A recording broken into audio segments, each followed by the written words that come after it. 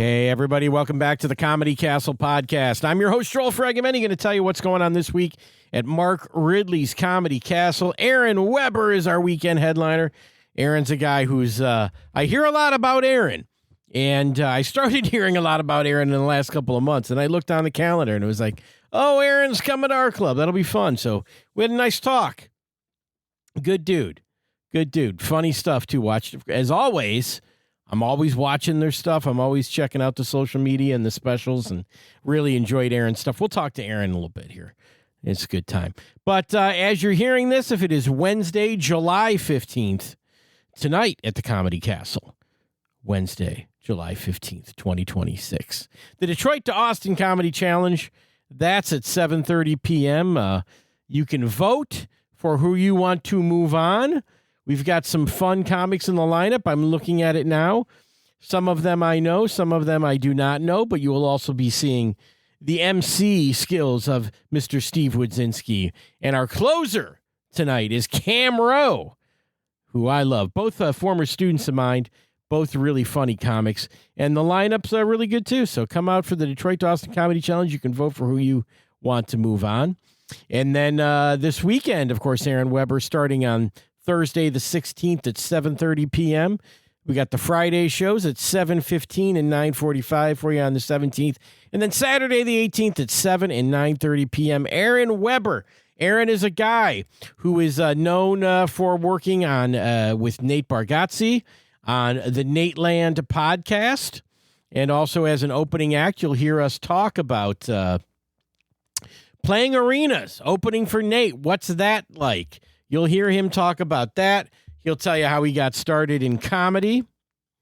He grew up in Montgomery, Alabama, but started his career in Nashville, and tells us all about the Nashville comedy scene. What's it like to play at the Grand Ole Opry? He's going to tell you. That's a cool thing. That's a cool thing to do. And we'll talk about what he's hoping to get out of the Comedy Castle. His unusual social media, but I really enjoyed his social media, including his lawn mowing video and his MySpace page, which, again, you listen, you'll hear what this is all about. But Aaron was great. I was really glad we could talk. We did a little later in the week than I wanted to. There was some scheduling stuff, but you get it now, and you should know to come out. Look, when I'm at the Comedy Castle on a nightly basis, as I have been. Well, I have been for the last couple weeks, so thanks to those who welcomed me back after being away for the weeks I was on medical, but I'm good. So, but anyway, people say they look at the wall, they look at the pictures of the people that were there, and they go, oh, when was this person there? When was this? How did I miss this? I should have known this person was coming. Well, listen, Aaron Weber's a guy that in a few years you might go, man, he played at the Comedy Castle? I just went and saw that guy at Little Caesars Arena or wherever. And then that might be what happens. Who knows? Because Nate Bargatze played for years and years at our club. Went from an unknown to a big star. But, yeah, Aaron's funny. You're going to like Aaron. I enjoyed talking to him. I hope you enjoy listening to him. And we'll catch up with you right after this. Here's Aaron Weber.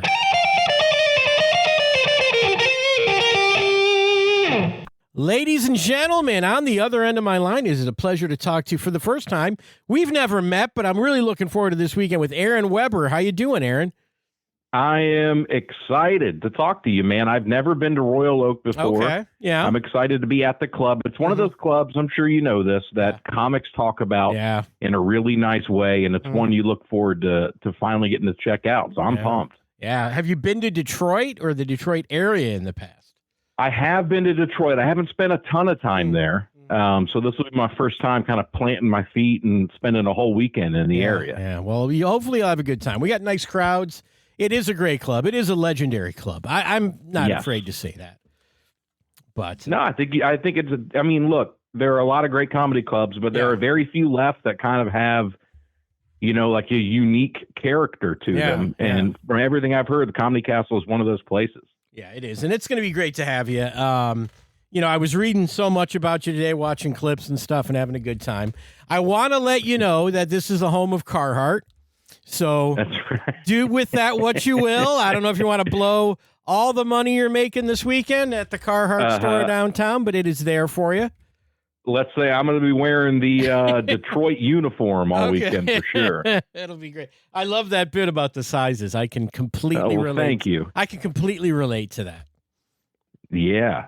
I love the Carhartt because I'm only an XL in Carhartt. It's the only brand on earth where I'm not a 2XL, and you just feel, it gives you a little spring in your step when you leave the house. You're like, look at me, I'm cute, man. I'm an XL. Yeah, I know. I'm up and down. I think I have shirts in 4 sizes in my closet. There you go. You got something no matter how you. You wake up a little bloated, you're good to go. That's it, man. And then, I was reading about you starting out. So Montgomery, Alabama is your hometown? That's right. Born and raised Montgomery. I moved to Nashville, Tennessee when I was a junior in high school. And I've been there ever since. Yeah. So you started stand-up in Nashville then? Yes, I did. I did a little bit in college, but it's not real. It's like fake. I always say I really started when I got back to Nashville after college and started going to the open mics there. And that was about 10 years ago now. Okay. Oh, geez. In comedy terms, that's not even that long. No, they say that what's the old saying, that the amount of time you've been doing comedy, that's like your age. So I'm a 10-year-old person, Yeah. Yes, I'm a child. I'm still getting my feet wet out here. Oh, listen, you're having a lot of success. Well, I appreciate it. I hear about you. I know you're doing a lot of stuff with Nate Bargatze, who is no stranger to us here at the Comedy Castle. That's right. He speaks very favorably about the club, so I'm excited. I've known Nate for a while now. We did a podcast together for about 5 years, and occasionally I'll get to go open for him on the road, doing slightly larger venues than the ones I'm doing. But he's been a good buddy of mine, and he's a big deal in Nashville specifically. I could imagine. I mean, he's a big deal kind of everywhere. And the comics like you and guys like Greg Warren that comes through our club, super funny guys. He's really doing a great job supporting his friends, the guys he started out with, and even newer comics. It's really amazing what he's doing. Yeah. Everyone knows Nate is funny, but I want people to know just how generous he is with his time, and also, using the power he has to help guys like me and Greg and others for sure. Yeah, he's definitely become a, what do you call that? I don't know if it's an impresario, but he is not just in a business sense, but he's also a tastemaker. His fans can become your fans. Word. There you go. But his fans will become fans of yours. Hopefully I'll snag a few of them. Yeah. I've done a couple of those big arena shows with them, and I'm looking around the arena, and I look at one section of the arena, and I go, God, if I could sell that. I go, that's a sold out club. That's a sold out club. Yeah. I need to get one section of this arena, and I'll be good. Yeah. Now, how do you feel? Because I did in my career, I've done exactly one NBA arena. And this Which one? The Palace of Auburn Hills. All right. It is It is no longer the NBA arena in Detroit. But it was at the time. It's legendary, though. As a sports fan, that's a legendary place to have performed. The Malice at the Palace happened there. That's right. It's the first thing I think of. My show was almost as contentious. No, that's a joke. But I was there hosting. It wasn't a bit. But arena comedy is so strange. And I guess you must get used to doing it. Where are you at with that? Do you find it weird? I haven't done enough to really feel like I'm used to it or that I'm super comfortable doing it. Nate does his shows in the round. Oh, okay. So the stage is in the center of the arena, and you kind of have to rotate 360 degrees while you're performing. So that's a whole different ball game. It's not something you can really practice for at a comedy club either, right? So you're learning on the fly. The interesting thing about comedy in an arena that I learned is that a lot of the crowd is watching you on a Jumbotron, right? Okay. They have these huge screens and there's a camera zoomed into your face. Now, what's nice about that is you can actually play smaller than you can even at a comedy club. I remember the first time I did one of those shows, I like smiled at the end of a joke and it got a laugh. And I remember thinking, oh, they can see me smile. Yeah, right. And they can't, a comedy club, maybe the first few rows can pick up on those facial expressions. At a theater, they're definitely not in the back, right? Right, yeah. So it's almost paradoxical. This huge room, you can actually play smaller in a lot of ways. It's fascinating. Right. No, that is nice. And then I remember just being like the spotlight is always weird because you can't see, and like some comics, especially like newer comics, they're like, well, let me just step out of the light so I can see the audience, and you can't get away from it when they got a follow spot on you. Yeah, exactly. It's all those little things you have to be aware of while you're performing. You got to know where the cameras are and all that stuff. So Nate has gotten very good at it. He's got the physicality dialed in, and there are guys that are just natural. I'm so used to, I want to have a wall or some kind of safety behind me. Yeah. And when you got nothing to lean back against, or even a stool to put your hand on, you feel very vulnerable out there. Oh man, well, geez, it must be thrilling though. I'm sure that's great for you. It is. Makes you better. It's a special thing. It's definitely not lost on me. What kind of an insane thing, an insane run that he's on, and he's been very nice to bring guys like me along for it. Yeah. So the Nashville scene now with Nate blowing up? There's a lot of comics from Nashville. Jeff Allen's from that area, right? I think Keith Alberstadt from there. Yeah, a bunch of guys that play. Alberstadt, he cut his teeth in New York City. He still lives there, but he's a Nashville guy. Yeah. He comes down here, probably once a year. He's in the area. Right. Nashville comedy scene is really in a great spot. The club, Zany's Comedy Club here in Nashville, just opened up another room. Okay. So that was huge for the local scene. We've got all kinds of open mics and local showcases running constantly. And so that's, a lot of comedians are moving here for comedy now. And I think even more important, some guys are sticking around. We have guys like Dusty Slay and a bunch of other guys kind of at that level or just below him that are like, hey, I can do this out of Nashville. I don't necessarily need to move to New York or LA. So that's been good for Nashville, man. And it's just the energy down here is fun. Like the green room hangs are fun. There's a good culture around it. So yeah, I'm pretty excited about how things are going down here. That's terrific. And the clubs, when you're in a Nashville club, are people from out of town? Do you have like tourists? Because Nashville's become such a big destination for people, vacationers and bachelorette parties and all that stuff. I think we're pretty lucky. We get just the right amount. It's not overrun with bachelorette parties. A lot of that's dependent on the act, right?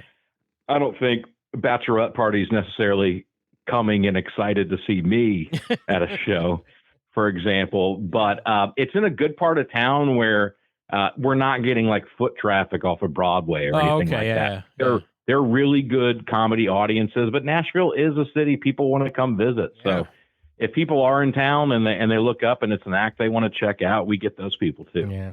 And speaking of Nashville, Grand Ole Opry, I see that on your resume there. I see it on your bio. Come on, that's awesome.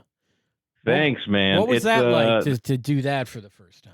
Well, they've been very good to me. I performed there, I think over 20 times now since I started, and it's this legendary venue. It's the show that made country music famous. That's what they say, and it is true in a lot of ways. And every now and then they'll let a comedian kind of get in there and break up the monotony of musician after musician. So it's been really cool, man. They do a great job of making you feel like you're special when you're there. I'm actually doing it next week, and I'm pretty excited about it. Now, do you perform with musical acts or comedians or a little bit of both? No, I mean I'm hopefully I'm giving the musicians a break, right? So they let the house band come off, and then I get to go out there and do. A lot of it depends on. Did the act before me go over their time, or did they go under? Yeah. So in their minds, the comedian set is much more malleable than a musician. So they go, you go do however time we need to get back on schedule. But you're between musical acts, though, right? That's the Yeah. Okay. Yes. Yeah. Between musical, I mean, I've had to follow, the Oak Ridge Boys. I've done it with Carrie Underwood. I remember I followed Lee Greenwood at the Grand Ole Opry on July 4th weekend. You want to talk about a hard spot to be in is the Grand Ole Opry singing Proud to Be an American, and then I got to come up right after him. So it's baptism by fire for sure. Yeah, wow. That's crazy, man. Lee Greenwood, that guy's something else, man. Love him. Certain people love him. I don't know. I got nothing against Lee Greenwood. I'd perform with Lee Greenwood. I'd get a kick out of that. Yeah, of course. Yeah. Of course. Yeah. And then even the guys you haven't heard of, that's what the Opry's good about. There's a good mix of like young, cool acts and then like older guys that have been doing it forever. So it's fun to just kind of stand in the hallways and listen to everybody warming up, and you'll hear banjos playing outside your dressing room. It's a special place, man. That sounds awesome, man. Oh my goodness. And let's talk about a couple other, just some of these bits that you did were so funny. The urgent care bit, that was great. I can relate to that one. Oh, yeah. Yeah. Do you use urgent care a lot? I try not to, but it's like if the doctor's office is closed, I will go.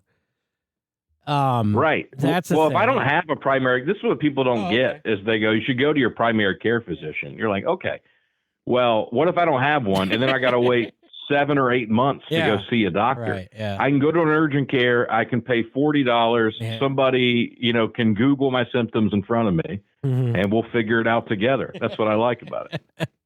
Now I'll take it a step worse than that. I've done the telehealth. Oh wow, that's you web chatting. That's webcam medicine. That's so you're just putting your rash up to your webcam? Pretty much. And this is like a guy who, the last guy I talked to, I don't even know where he was. Like, I mean, I don't think he was in his car, but it wasn't like he was in a doctor's office. You know what I mean? That's right. He could have been in a booth at Burger King or something. I'm not really sure where this guy was. I wonder if that's a good gig for a doctor. If you go, I'll do telehealth next week. I can just set up in my closet. Yeah, do it from wherever you are. Take some calls, dish out some meds. Yeah. It's not a bad gig. They'll do that for you. That is a thing. That is nice, I guess, if you're saying, hey, here's my pharmacy. Send something over. Golly. Yeah, crazy. The doctor from Subway sending this Z-Pack for you, Joel. All right, cool. Yeah, exactly. You gotta love America. That's America right there. That's right. That's Lee Greenwood the singing. Perfect system, no problems. Yeah. The Opry, put it all together, man. And I love your Tums thing too. I take Tums every night before bed. I'm a huge Tums fan, man. Tums, I have a bit about Tums and how it's just they've gotten so good. How I'd say it's borderline top 5 candy in the country right now. Yeah, it's just gotten so good. They're coming out with new flavors, and that bit actually led to Tums. I did a couple ads for them on social media, but even bigger than that, they sent me. I think what was supposed to be like a year's supply of Tums. It did not last that long, but I got a box of just like 40 to 50 bottles of all different flavored Tums and stuff. So I was like, oh man, this is why you get into comedy, right? That's a lot of people get into it to speak truth to power or to, say something. Not me. I'm trying to get free Tums sent to my brand deals. That's the future right there. Yeah. That's it. You ever think about selling the Tums after the show? Would people want that? That would be nice. They did send me a couple. They made like a custom label for me. So I have my own like signature flavor of Tums. I'll never open that. That's just sitting on my bookshelf in my office. That's you can't sell that. I mean, that's like a trophy right there. But I gave them out to friends and family. Everybody in my life has been well stocked on Tums for the last year. I'll tell you. I got a couple more things. So I as I go through your social media, a couple things really hit me. So the lawn mowing bit that you did, Is that a bit? What was the you're mowing lawns? So that's a genre of social media videos that I really got into. Really, guys mowing lawns. These lawn mowing services, they will go to people's houses and go, I will cut your yard for free if you let me film it. And then they turn it into content, right? Right. And so I just became obsessed with those videos. And you know the way social media works. You watch one, you watch two, all of a sudden that's your entire feed is just people cutting lawns. So I made kind of a fake video where I'm cutting my own lawn, which I had to do anyway. Okay. And I go, what if I pretend I'm one of these guys and then plug my dates at the end? So that was a lot of fun. Right. Now, does the algorithm pick that up as a lawn mowing video? Does that go into like people who follow lawn influencers? Man, I hope so. Let's get it in the mix. I'm trying to get it out there, man. Hopefully some people see that. Yeah. I don't know. I hope they don't come expecting just lawn mowing jokes, because I do have more than that. And then I also was on your MySpace today. I got a kick out of that. Oh, thank you. I got a kick out of that. I'm that old. My website is I built it from scratch. It's an homage to like 2007, 2008 era MySpace page. Yeah. And I appreciate you mentioning it. It has probably been a bad business decision overall.